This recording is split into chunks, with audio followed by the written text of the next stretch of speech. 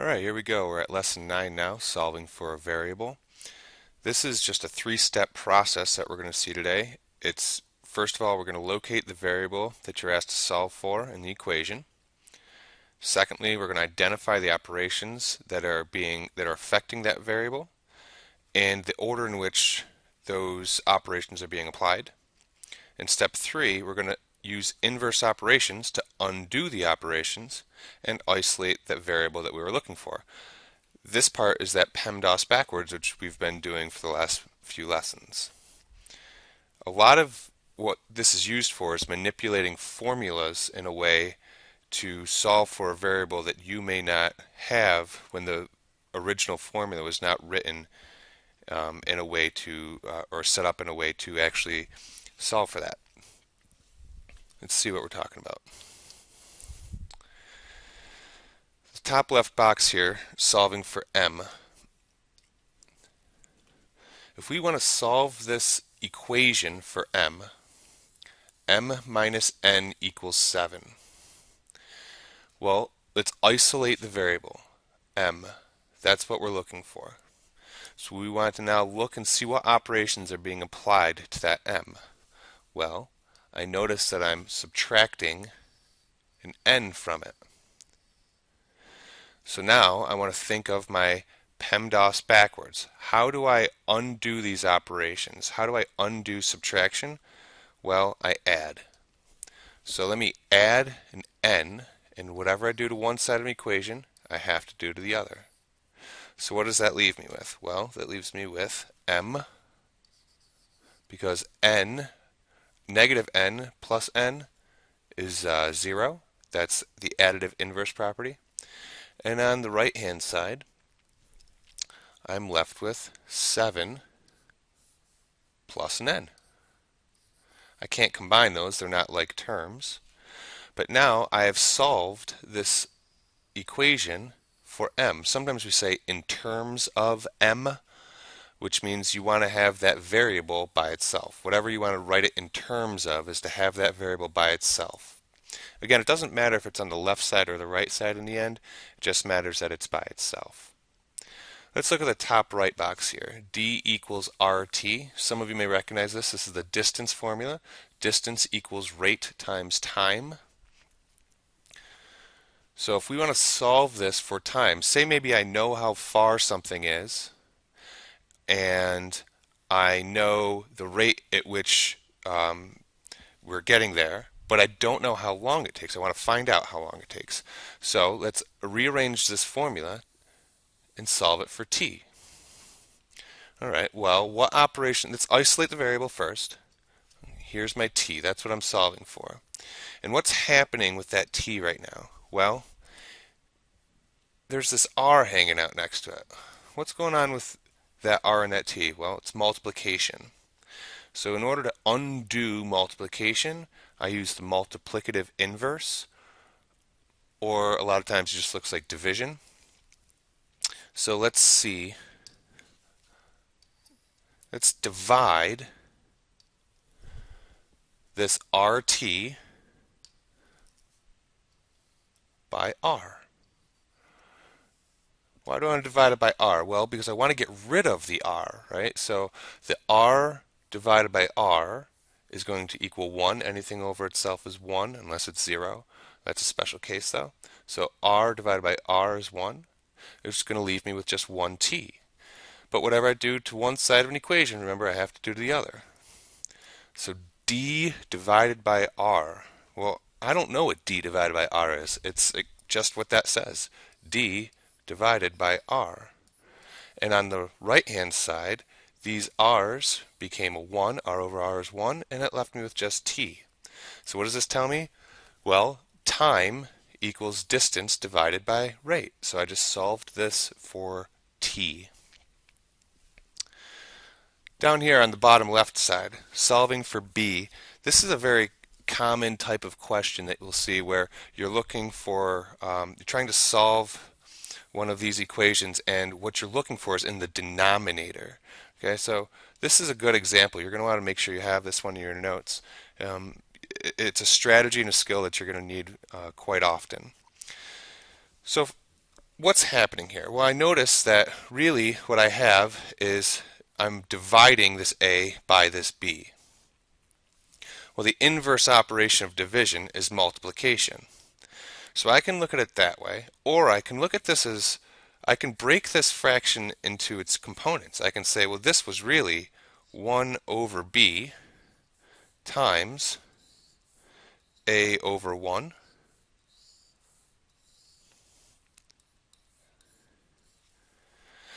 If I look at it like that and I want to solve for that B, in other words, I got to get that B out of there somehow.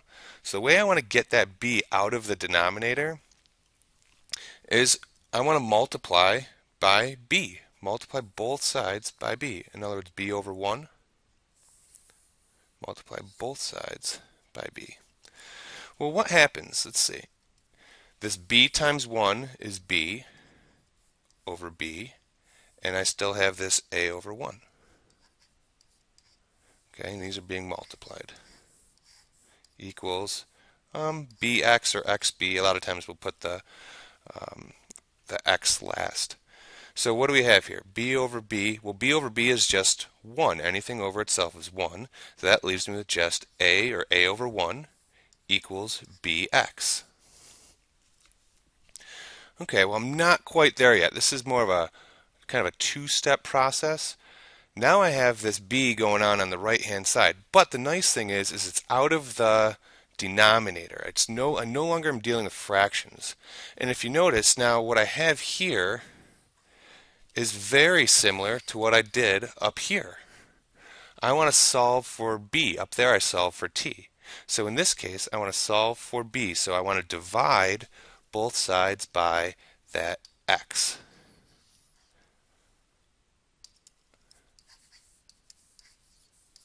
Let's divide by x. That tells me a over x equals, and x over x right here becomes a 1, leaving me with just b. So a over x equals b. All right, lastly, let's take a look at this one. This is another one you're going to want to star. Make sure you have this one in your notes too. There's a really interesting trick that we're going to see here, and we're going to focus a lot more later in the year on this skill. But this is what we call factoring. If I want to solve this for x, I notice there's two x's. So here I'm trying to isolate my variable, but I have two of the variable I'm looking for. Unfortunately, I can't combine these because they're not like terms. I don't know what a is and I don't know what b is, so these are not like terms. So the strategy you want to use here is if both terms have the variable you're looking for, we can do something called factor. It means they both have a factor of x. So what you do is, and we'll see this is backwards distributing really. So I'm going to factor out the x. Okay, here's my x and here's my x. I factored them out. Here it is. Now, how would I have gotten ax? Well, that meant multiplication. So that was x, this x here, times an a. And how would I have gotten minus bx? Well, it was this x times a minus b. And this should be a c.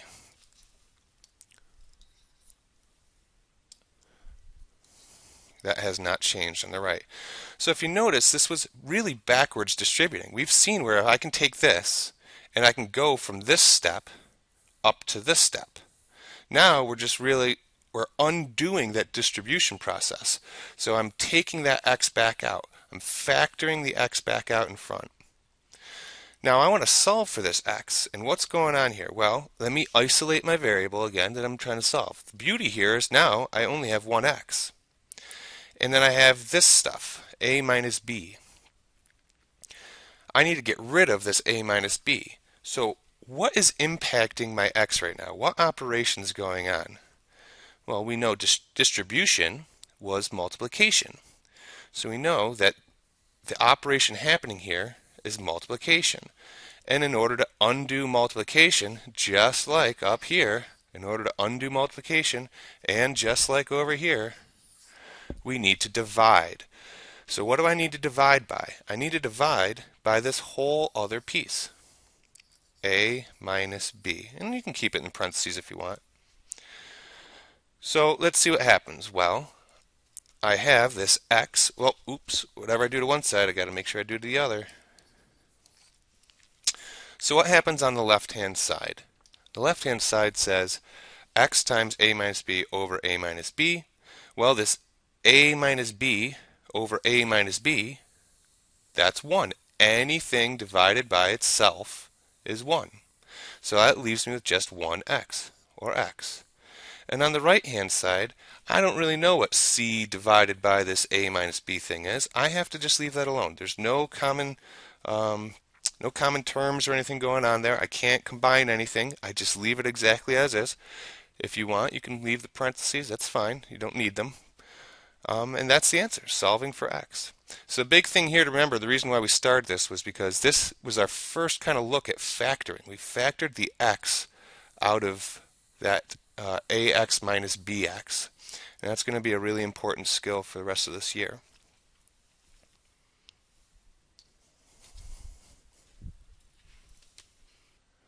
So let's see how this all comes together. We're going to rewrite a literal equation. Well, first thing to know is what is a literal equation, and that's any equation involving two or more variables. Alright, so here's the scenario. You're trying to order pizzas and sandwiches, and you have a budget of only $80. So how many sandwiches can you buy if you buy 4 pizzas, or maybe if you bought 5 pizzas? Alright, so over on the right hand side we see here's the menu. I got pizza, they cost $10. I got sandwiches, they cost $5. Remember, whenever we have some sort of a word problem like this, we always want to define our variable. In this case, our variables. I don't know how many pizzas, and I don't know how many sandwiches, right? I'm looking for how many of these. I know how much they cost. They cost $10 each and $5 each, and I know how much money I have I can spend total. So let's try and figure out how many I can buy. Define the variables. Let's see. So I don't know how many pizzas, so we write it like this. We can use P be the number of pizzas.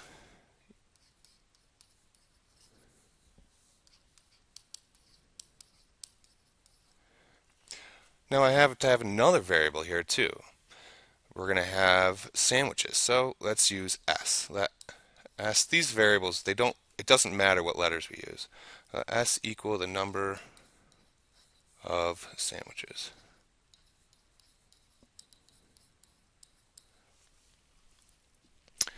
Now I need to develop an equation. What do I know? I know that the total has to be $80. So something here is going to total $80. And I know every pizza I buy is going to cost me $10. So let's see. P is going to be how many pizzas I buy, and it costs $10 each. So that's going to be P times 10. But I also want sandwiches, so I'm going to need to add to that the amount of sandwiches, and those cost $5 a piece.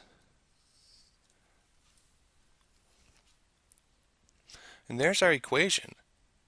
So the amount of pizzas at $10 plus the amount of sandwiches at $5 has to equal $80 because that's my budget. Now, we got to solve this equation for a specific variable. Well, let's see. I'm looking for how many sandwiches. Let's go back up to the top here. How many sandwiches? It's telling us right there which variable I need to solve for. Okay, so I'm going to go to my let statements. Let P equal pizza, let S equal sandwiches. So I need to solve for S. That was my sandwiches. Okay, so let's do that. P times 10 is the same thing as 10 times P. So I'm going to write 10P, and this is going to be 5S, and that equals 80. Okay, let me isolate my variable. Here's S. This is what I'm looking for. Let's see what operations are going on. Well, I have multiplication. This 5 and S is multiplication.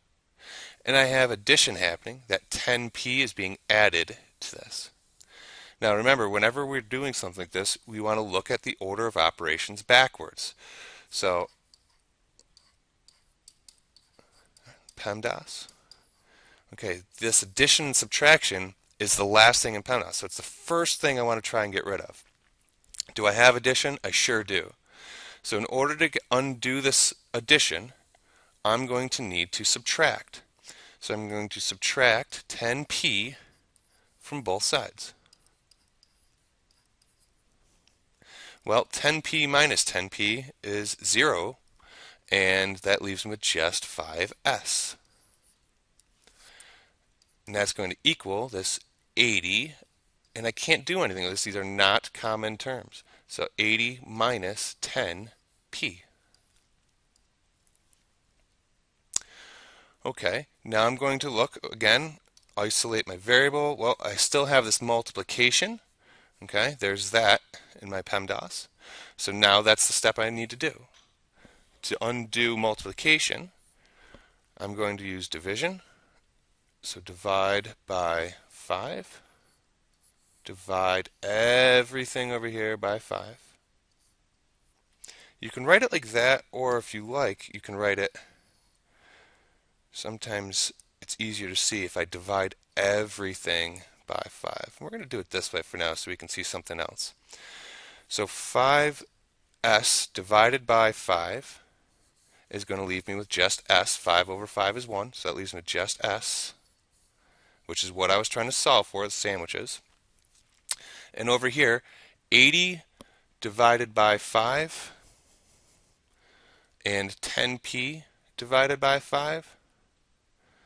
So let's see, 5 goes into 8 once, so that's 16. 80 divided by 5 is 16. You can use your calculator if you need to. And 10p divided by 5, well, 10 divided by 5 is 2. So that leaves me with just 2p. And so if I wanted to solve for sandwiches, I just did sandwiches equals 16 minus 2p. So let's see, let's make our substitutions now. I want to know how many sandwiches I can get if I buy 4 pizzas. So I'm going to use my equation I just found. Sandwiches equal 16 minus 2, and p stood for the amount of pizzas. Well, when I buy 4 pizzas, so let's put in a 4 because that's how many pizzas. So that says s equals 16 minus 8. That says s equals 8. So I can get 8 sandwiches with 4 pizzas. Or what if I got 5 pizzas? Let's use a different color. So 5 pizzas. Well, I'm going to use the same formula. So sandwiches equals 16 minus 2 times, and it was p, so p is now 5. That's how many pizzas. I'm going to put in 5. And so s equals 16 minus 2 times 5 is 10. So s equals 16 minus 10 is 6. And that makes sense. If the amount of pizzas goes up, the amount of sandwiches have to go down. Over here, the amount of pizzas was 4. I can get 8 sandwiches. If I get 5 pizzas, I can only get 6 sandwiches.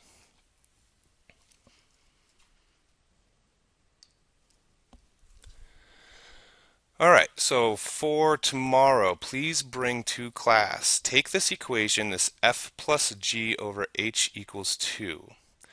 And what I'd like to see is I'd like to see you solve for f, g, and h. So you're going to solve this 3 different times. You're going to start at this point, and you're going to solve for f first, then you're going to start here, solve for g, then you're going to start here and solve for h. Go back 2 slides in this video to figure out how to solve for h. That's going to be the tough one, I think. And a little hint here, every single time to solve this, every single time, you're going to start off with the same step. It's going to have something to do with that h. All right, good luck, and I will see you guys next class.